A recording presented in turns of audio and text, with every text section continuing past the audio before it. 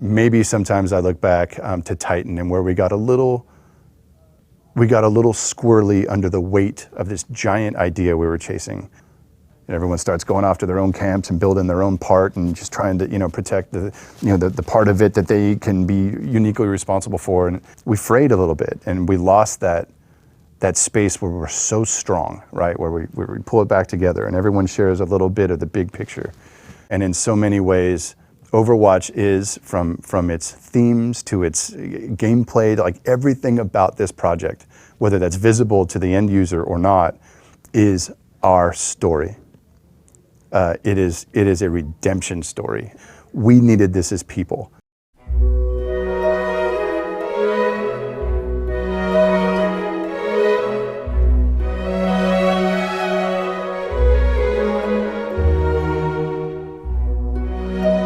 Action Quake was one of the greatest mods of all time.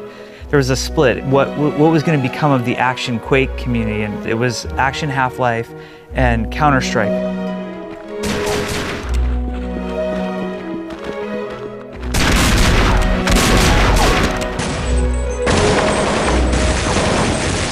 Before Jeff Goodman, who's a designer working on Overwatch, he and I were actually in a Team Fortress clan. And we didn't even know each other.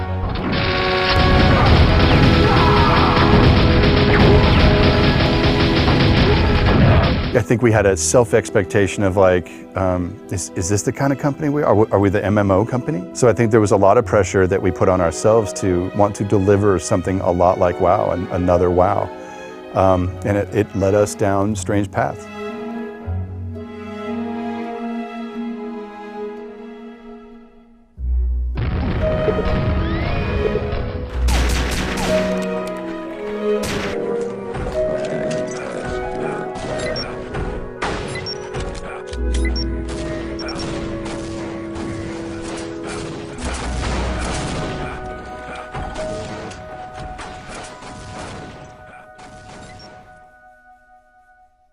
Hello and welcome to a 3-part video series about Blizzard's latest video game, Overwatch, a first-person multiplayer shooter which comes out on PC and consoles in early May. My name is Daniel Dwyer and I love online shooters. More specifically, I love PC online shooters. My formative years were spent playing games like Quake, Unreal Tournament, Team Fortress and Counter-Strike.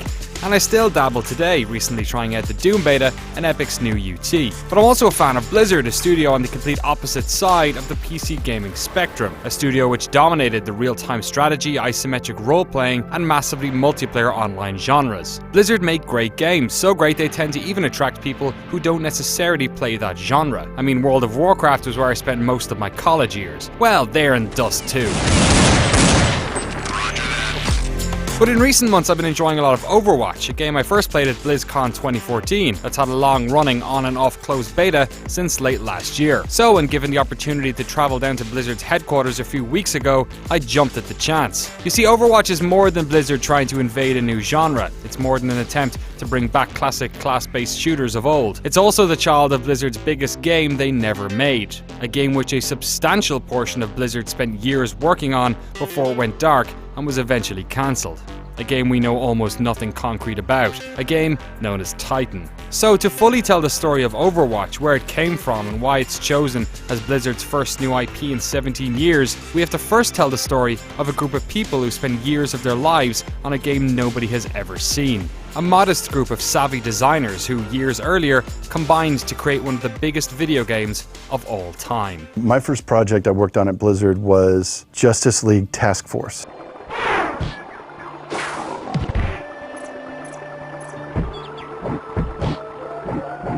I'd never animated a thing in my life, but the boss saw that I could draw, that there was something there in this 19-year-old punk, and so they stuck me on learning Deluxe Animator, which was a pretty simplistic program back in the day where you'd animate 4 frames at a time, and it was super fun, and I learned a lot. And it wasn't really until about a year later, after I got hired, we were really sparking the ideas for Warcraft 2, and I fired up and went, you know what, I got this idea for a story, and the boss heard me out, and as fate would have it or whatever, he took another chance on me, and let me write Warcraft 2, and it's been kind of crazy journey ever since. Yeah, you sort of have your fingerprint in essentially, like, if not all, most of Blizzard's games since the early 90s. For good or ill.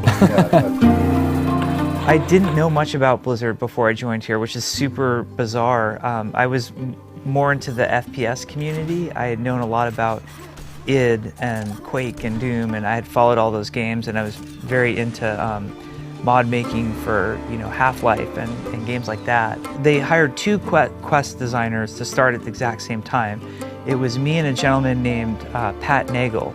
Pat and I literally started on the same day and shared an office, and together we designed the quest system along with guys like Eric Dodds and Alan Adham. Alan's one of the founders of Blizzard.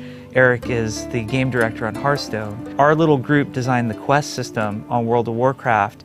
And then in the early days, when we first started, we split up. Pat did Elwyn Forest and I did Westfall. And Pat and I would just sit in this, we sat back to back in the office, and we'd always leaning out like, hey, I'm trying this out. What do you think about that? And it was really together that we sort of came up with the questing system in World of Warcraft. You guys were back to back, just like Westfall and the Elwyn Forest. Yeah, exactly. And then there was the scary Duskwood River outside of our office that we rarely crossed. That was Stitches, who was in the other seat over there. Yeah, and Pat made Stitches too. Oh, really? That was his quest.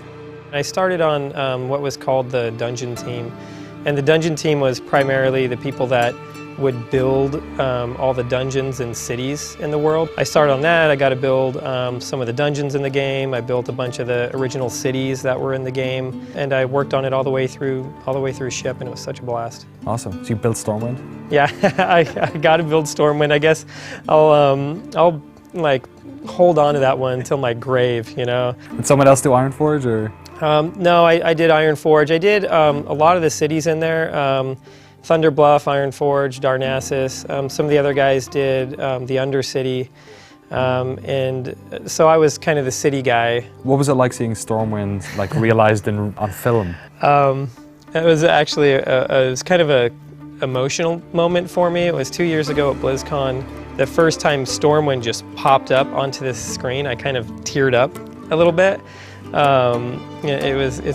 It's amazing to see some of the work that you've done put into another medium and other people use it. And after about a minute though, everything changed and I started to get a little embarrassed and critical of it, and I was pointing to things in the trailer because I watched it a number of times going, I can't believe they actually used this thing that I put in there and I've never really liked it. But hopefully I'm the only one thinking that. Did a lot of the initial raid bosses, starting with Onyxia. I did Blackwing Lair, and then throughout that I just continued on that and did a ton of raid bosses and became sort of the encounter team that started the encounter team. So I haven't been on the team in a while now, and it's obviously grown significantly, and there's a lot more to the world, but back then it was like there was 4 of us doing it at the time, kind of populating the whole world, which is a little bit crazy, but it was a different time, but it was a lot of fun.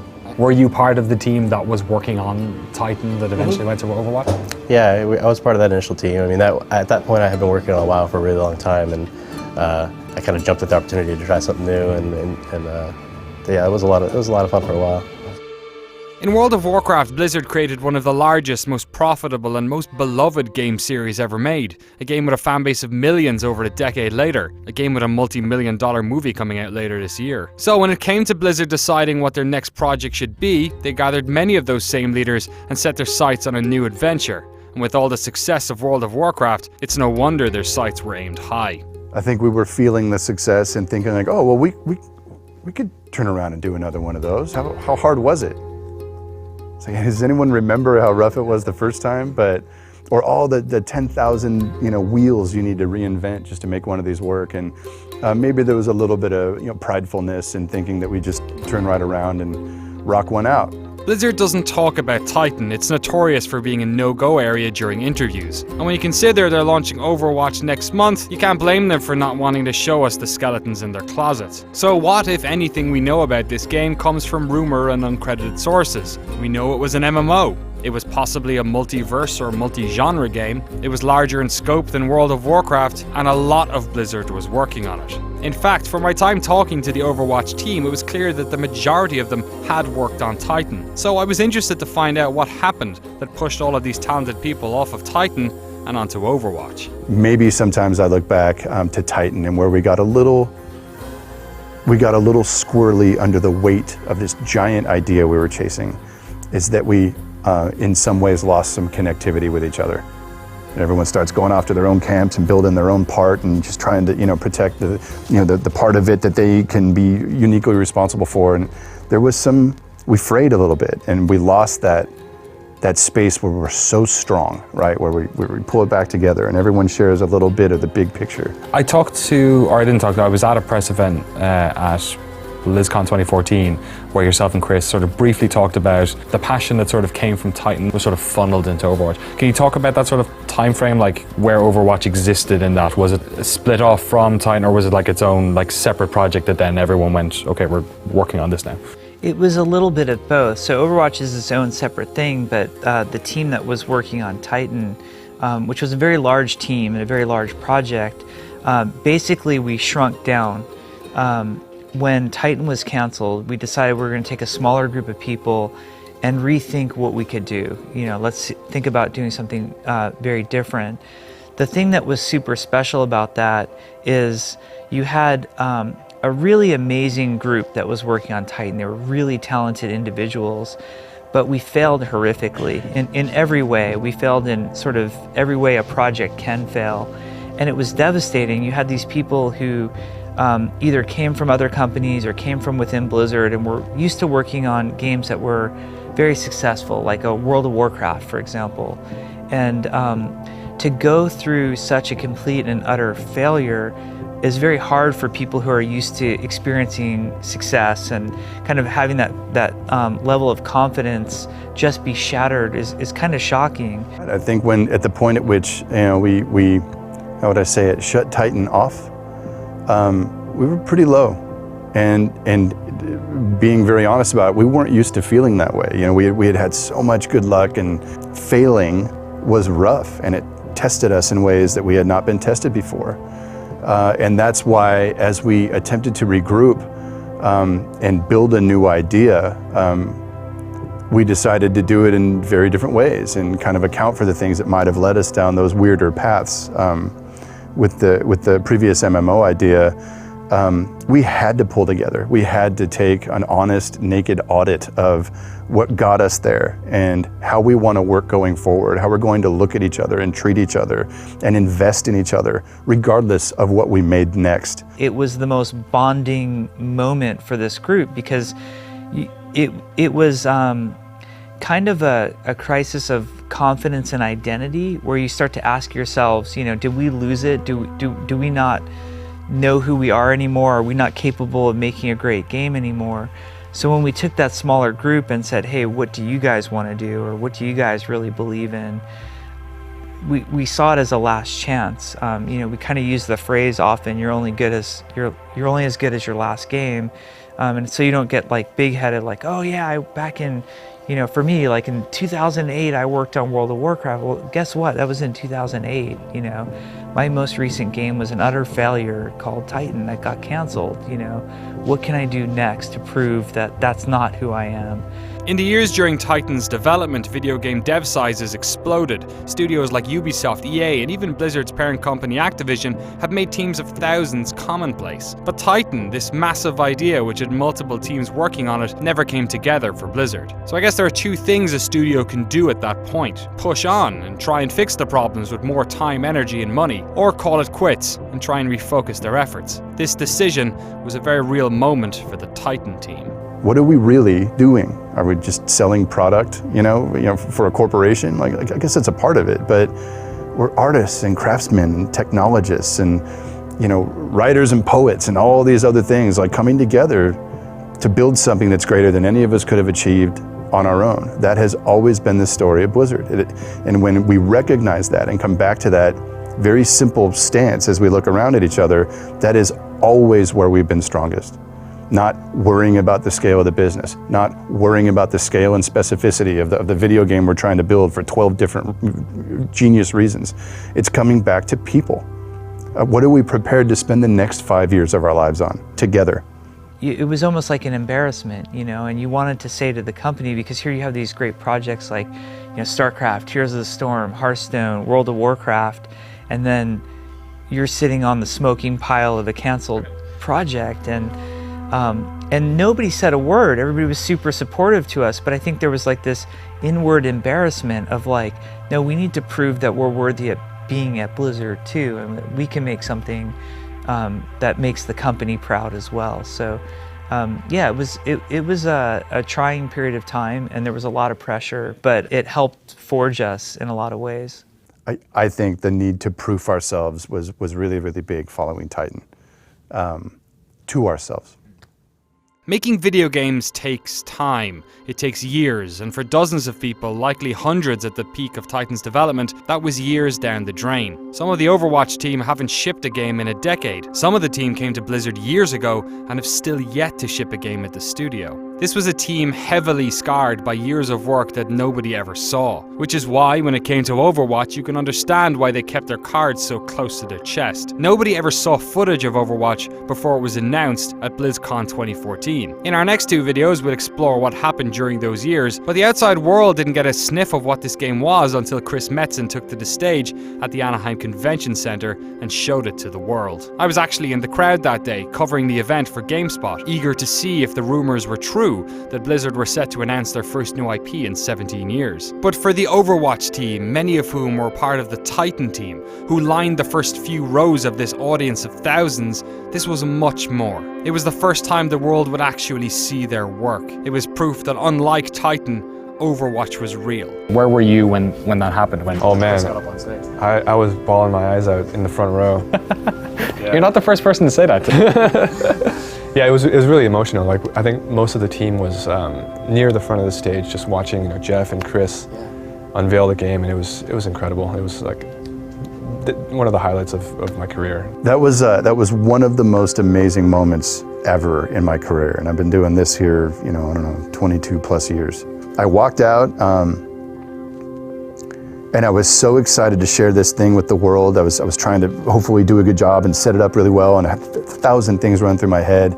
And I look out, it makes me emotional now. I'm a very sensitive, you know, kind of emotional Irish dude, and so Amen. It's hard for me to contain my excitement, passion, whatever. And I remember looking out. I'm like, this is going okay so far, you know, I'm about to do the thing, and I see. I can't remember who it was anymore, but just like one section back, a couple of familiar faces of you know, my Team 4 brothers and sisters sitting there, and everybody's just so owning the moment together. And it's like I almost started crying. You know, I'm like oh, because as excited as I was to tell the world about Overwatch, and as excited as I am about Overwatch, I was so overjoyed for my friends that we had. Whether one kid in that room liked it or not, didn't matter, is that we built this thing together. We pulled our boots back on after, you know, kind of falling in the dust, you know, a few short years before, and we pulled it together, and we did a good job for each other, and we built this idea that just delights us. In a stupid way, the thing that flashed in my head is like, we're back from where I don't know, but just that feeling of like, we did it, we climbed the mountain.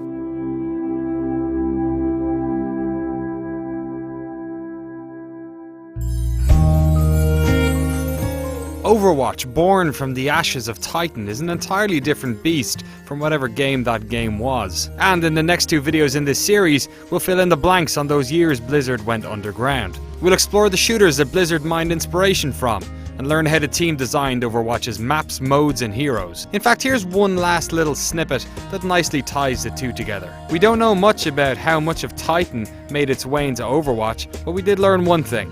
One of its lead heroes was staring us in the face this whole time. Like, from the very beginning, like when this entire thing started, we knew we were doing Tracer. Right. What is it about Tracer that was so... Because a lot of people have said that. Have said the Tracer is like one of the first characters, but Tracer actually seems like one of the more unique characters on the roster. I think it was, and this goes back to Titan, there was a character that had the abilities that like Tracer has. Don't worry, loves. Cavalry's here.